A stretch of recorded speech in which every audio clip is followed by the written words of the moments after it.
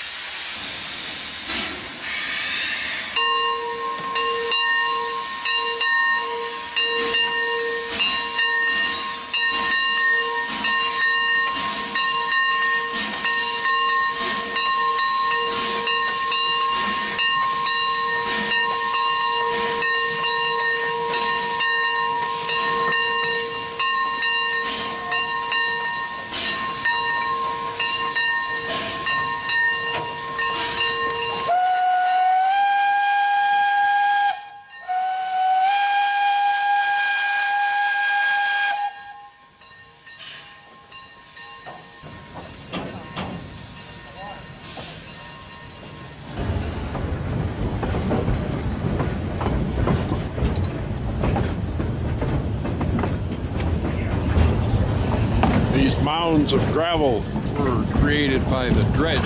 They were dredging years ago for gold. They tore up this whole valley.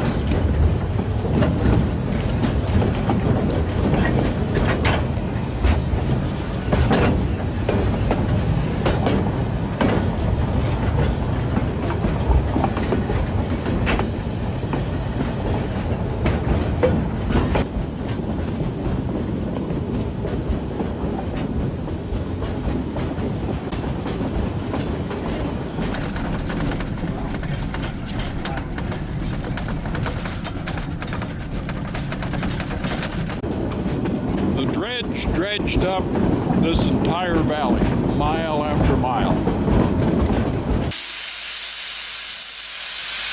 We're on a refueling stop and a potty break for the passengers.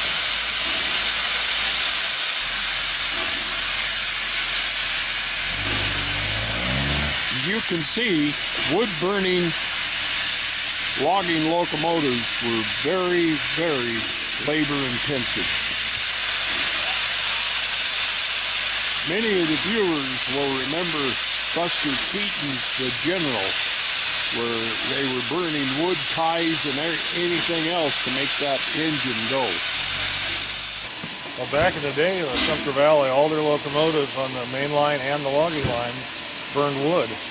And there were piles of wood about every 6 miles along the track, put there by workers. And I've got a pay stub in 1913 that the railroad paid these workers to cut the trees, split the trees, buck the trees, and then haul and stack the wood next to the rail site, the princely sum of 5 cents per cord in 1913. And they did that 24/7 every day of the year, winter, summer, rain, snow, ice, stack the wood, because that's the only way the trains would keep on running. And the Sumpter Valley was how long? 80 miles? 82 miles from Baker City all the way to the end of the track at Prairie City. When it got there to Prairie City, it went over 3 mountain passes to get to Prairie City. The first pass is Larch Summit, then it goes to Tipton Summit, and then finally Dixie Summit, and it drops down into Prairie City. But if you took the passenger train from Baker City all the way to Prairie City, it's usually a 14-hour ride. Now, did they have a snow plow at all on the line, or? The engines, some of the engines had flanges that they would push in front of them. They did have some plows for the deep part of the winter.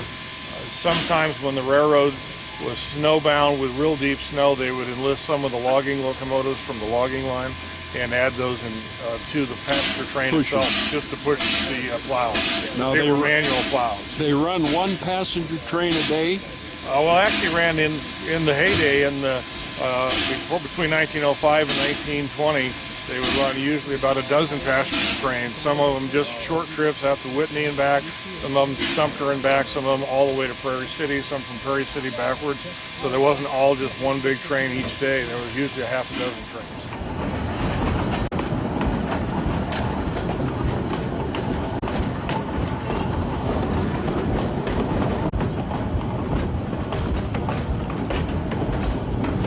This is in the caboose, and these are the conductor brakeman seats. See, there's stairway going up.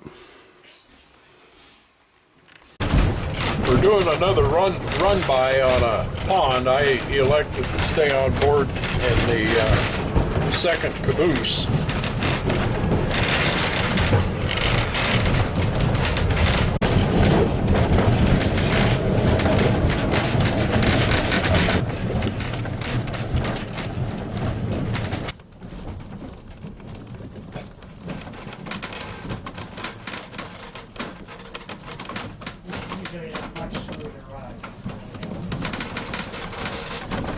Backing up one more time for another photo run by on that pond.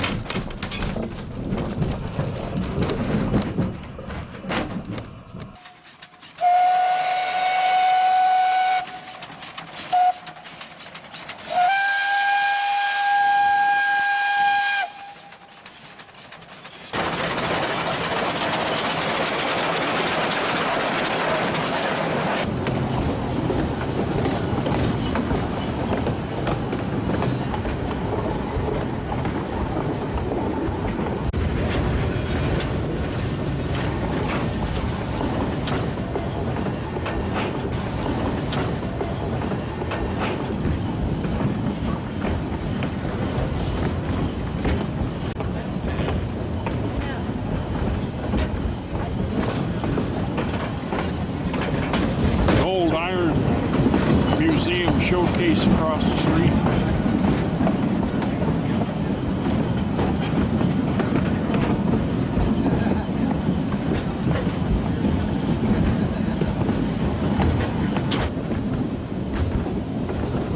This is the headquarters for the Sumpter Valley Dredge Company. This is the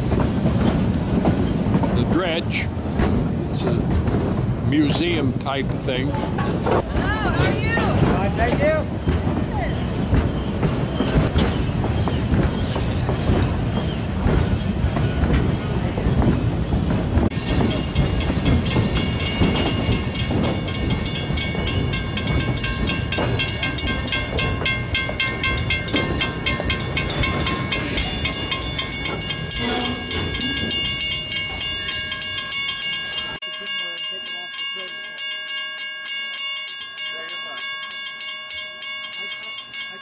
All of the food that is being served today was supplied, and all of this was done by our Friends of the Dredge.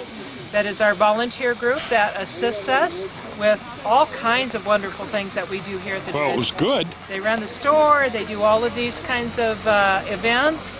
They help us to raise money for the dredge. So now, is the dredge open daily or just on the weekend now? It's open every day, May 1st through October 31st. It's open every day from 8 until 5, except in October we shut it down at 4 o'clock in the evening, but it's open 7 days a week.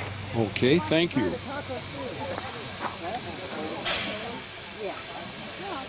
Yum!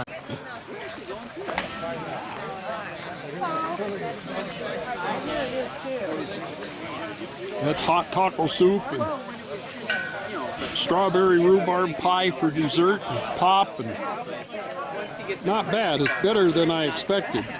I expected a deli sandwich and an apple in a brown paper bag. Welcome to the Sumpter Valley Dredge. My name's Ranger Kevin. I'll be your orator for about the next 3 or 4 minutes. I'll try to make it brief so we can get back to eating. If you're interested, there's a restroom out in the parking lot. It's that little tan building. Feel free to come and go or completely ignore me and continue eating if you like. Basically, the last of the season, historically, is about the harvest. About the culmination of many months' work finally ending. And usually it would be a time like this where people would come together, share food, and more importantly, share stories. History and historic places like the dredge and like the engine are maintained so that we can learn from the past and so that we can remember it and to help keep it alive. And so this season, the dredge workers and the people that have worked on the train and the people from the community, we have a lot of stories from the things that we've done, the adventures we've gone on, the people we've met, the things we've marked off that huge to-do list that I swore was never going to end. And so we've come together to share some food and to share the stories from the season. Because by adding our stories to the work that we do, we help to create history. And by coming together to share the stories with one another, we help to pass on that history and the traditions. And so, even if the dredge, or like I mentioned, the engine was historic, and we know the stories that the dredge workers told one another, by telling each other our stories, we can add to the mythos of these places, and so build upon the foundation that history has given us. So, I was going to have a glass for this part, but if we could all raise our glasses or our cans or our what have you. Here's to this season. It has been one for the record books. And here's to the next season. Make sure you blow this one out of the water. So as you're eating, tell each other stories and have a good old time. Thank you.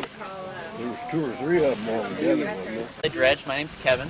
I'll be your tour guide today, and we'll do kind of a quicker version so you guys can go get back on the train. Basically, we're going to talk about how, I'm trying to figure out which parts to cut out. We're going to talk about this ginormic boat, and it is a boat. We'll talk about how it's basically a 250-ton floating, mobile gold pan. And so we'll talk about all those different things. To start off, it is a boat, or it was a boat at one point. It doesn't float any longer, but it's a boat that doesn't go in reverse. How it works is they would build the boat on the side of the pond, attach some of the basic machinery to it, and then launch it into the pond ship style. And there are actually pictures of the christening. There was a bottle of champagne smashed on the whole 9 yards. It's pretty entertaining. And so after it had been launched in, then they built the rest of it on it. This is the 3rd dredge in the area. It was built about 10 years after the other 2 had shut down, and so most of the machinery on this one was transferred from the first one that was in the area. We'll basically talk about how it moved, or how it dug rather, how it moved, and then how it separated out the gold. So we'll hit the really high points. We'll leave out some of the other stuff. So it digs by constantly having this bucket line going, and that's what it's called. It's called the bucket line because it's a line of buckets. It works on the same basic premise as a chainsaw, or like kind of a bicycle chain. All the buckets are linked, and there's a very large gear system inside that continually pulls the buckets, so the buckets are continually scooping material. And they would be able to sort through they would scoop rather, about 7 cubic yards of material per minute. So they were sorting through a very, very large quantity of soil. And as I mentioned before, the boat doesn't go in reverse. It only goes side to side and forward. And it does that by, okay, so I'll be the dredge for a second. You've got the buckets that are constantly going, and the arm that the buckets are attached to doesn't go side to side, it just goes up and down. And so to get the buckets to go side to side, they actually pull the entire boat left and right. And they do that by attaching cables to the boat at the front, out to the sides of the pond, and pulling on cables, one way or the other. So if you pull on the cable, then you cut to the left.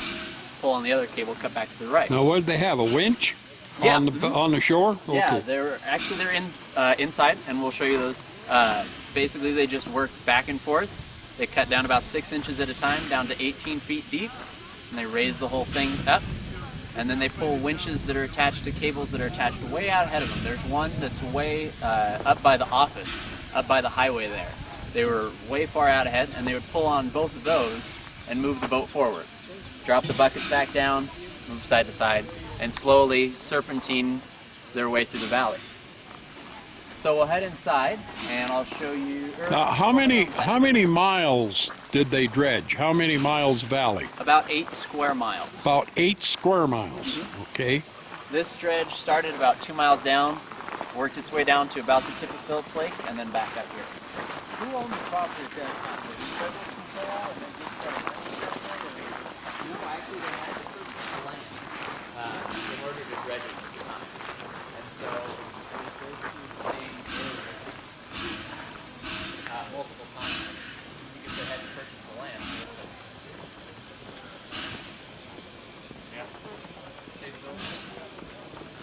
It was hydroelectric power. There was a power plant about 19 miles away called the Fremont Powerhouse that drew water from Olive Lake to create hydroelectric power, and they would bring it down directly to the dredges. There was electricity for the dredges 37 years before residents in the valley had electricity in their homes. I was going to say, electricity wasn't invented until like the late 1800s, wasn't it? Mm-hmm. And they started dredging here in either 1908 or I think it was 1908. This one didn't start until 1934. But so up at the front, we talked about how the dredge dug. And so while now we're back here, we'll talk kind of about how it moves, and then also what it does with the material after it sorts. So all the material goes up the bucket line into the main part of the dredge, and we'll talk about that part when we get in there. It sorts out the gold, and then all the refuse material comes out this long tail. And on the inside of the tail, you can't see, it's basically just a really long conveyor belt. All the material would be dumped into the conveyor belt, out to the back, and then dropped out. So then getting back to how the dredge moved, we talked about how it moved side to side. And what I didn't tell you was that it works by cutting off of an arc off of a pivot. So there's a very large anchor here that I'll step out of the way so you guys can see, but they would drop this anchor, and from that they would pull on those two cables back and forth to dredge up the material. And this anchor here is called a spud. It's basically just a 40-ton I-beam with a pointed end on it. They would raise it up into the gear systems that you can see up there, and then just drop it. And between dropping it and the action of moving back and forth, it would wiggle its way down into the soil. So if you get, I think the only place you can see it is right here. So we'll just kind of shuffle people through and.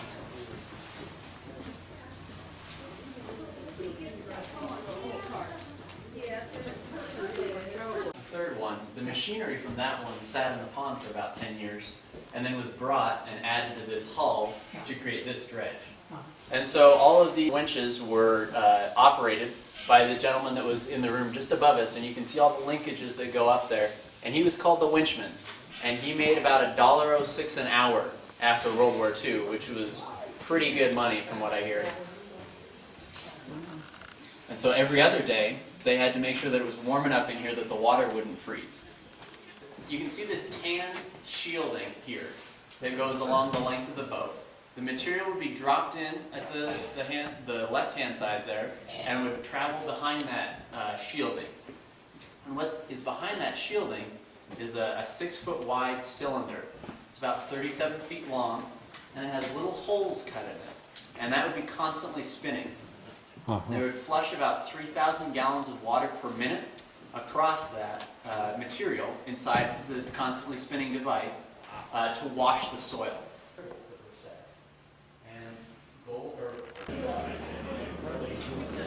Depot Inn.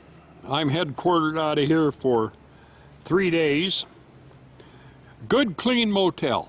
Prices are very reasonable. And done the train ride today and the dredge tomorrow. I'm going to go from here to Baker City, spend the day in Baker City doing 2 museums up there, the Covered Wagon Museum and then their Heritage Museum. Now, you're going to be seeing the entire downtown area of Sumter, Oregon. We're looking south, turn around across the street, and now we're looking east, and now we're looking north. And that is Sumter, Oregon.